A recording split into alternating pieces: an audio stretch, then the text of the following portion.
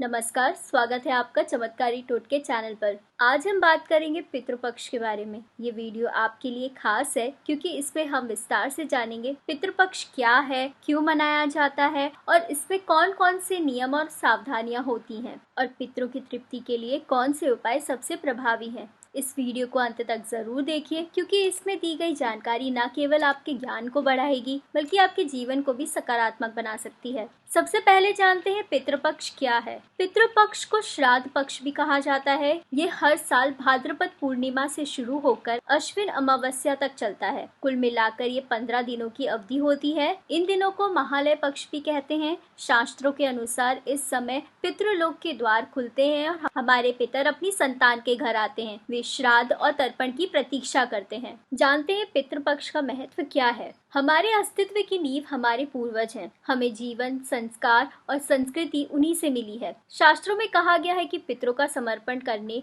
और उन्हें तर्पण करने से वे प्रसन्न होते हैं। उनके आशीर्वाद से परिवार में सुख, शांति, समृद्धि बनी रहती है। पितरों की कृपा से संतान सुख और परिवार में एकता आती है। पितृपक्ष में 3 प्रमुख कर्म किए जाते हैं। पहला है श्राद्ध। इसमें भोजन और पकवान बनाकर पितरों को अर्पित किया जाता है। दूसरा है तर्पण। इसमें जल और तिल अर्पित करके पितरों की तृप्ति की जाती है। और तीसरा है पिंडदान। गया, प्रयागराज और हरिद्वार जैसे पवित्र स्थानों पर पिंड अर्पित करना विशेष शुभ माना गया है। जानते हैं किसका श्राद्ध करना चाहिए। पितृपक्ष में माता पिता, दादा दादी, परदादा परदादी, अन्य दिव्यंगत परिजनों का श्राद्ध किया जाता है। अगर मृत्यु तिथि पता है तो उसी दिन श्राद्ध करें। अगर तिथि ज्ञात नहीं है तो सर्व पितृ अमावस्या पर सामूहिक श्राद्ध करना चाहिए। जिनका कोई वंशज नहीं है उनके लिए भी श्राद्ध किया जा सकता है। अब जानते हैं पितृपक्ष में क्या सावधानियां बरतनी चाहिए। पितृपक्ष में कुछ विशेष नियमों का पालन जरूरी है। इन दिनों मांसाहार, मदिरा, लहसुन, प्याज जैसी तामसिक चीजें ना खाएं।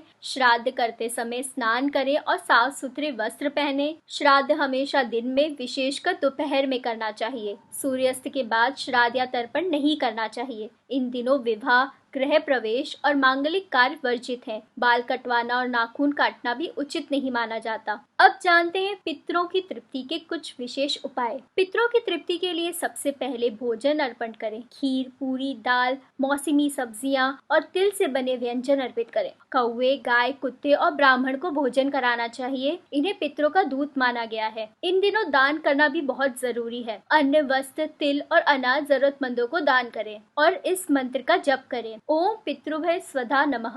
इन दिनों गीता, विष्णु सहस्त्रनाम और गरुड़ पुराण का पाठ करना भी शुभ माना गया है। अगर संभव हो तो गया, हरिद्वार या प्रयागराज जाकर पिंडदान करें। जो लोग नहीं जा सकते वे कुश, तिल और जल से भी तर्पण कर सकते हैं। अब जानते हैं पितृदोष के निवारण के लिए पितृपक्ष में क्या उपाय करें। दोस्तों, कभी कभी कुंडली में पितृदोष बनता है। इसके कारण संतान सुख में बाधा आती है, परिवार में कलह होता है और आर्थिक समस्या बनी रहती है। इसके निवारण के लिए पितृपक्ष में श्राद्ध और तर्पण करना जरूरी है। हर अमावस्या को तिल और जल अर्पित करें, गौ सेवा करें और गरीबों की मदद करें। इसके अलावा पितृ गायत्री मंत्र का जप करें। ओम सूर्याय पितृमते नमः। दोस्तों, अगर आपके पास समय कम हो तो केवल तर्पण और भोजन दान भी किया जा सकता है। श्राद्ध के दिन घर में कलह कलेश ना करें और वातावरण शांत रखें। परिवार के सभी सदस्य श्राद्ध में सम्मिलित हो तो और भी शुभ माना जाता है। तो दोस्तों, पितृपक्ष केवल एक धार्मिक परंपरा नहीं है, यह हमारे पूर्वजों का आभार व्यक्त करने का माध्यम है।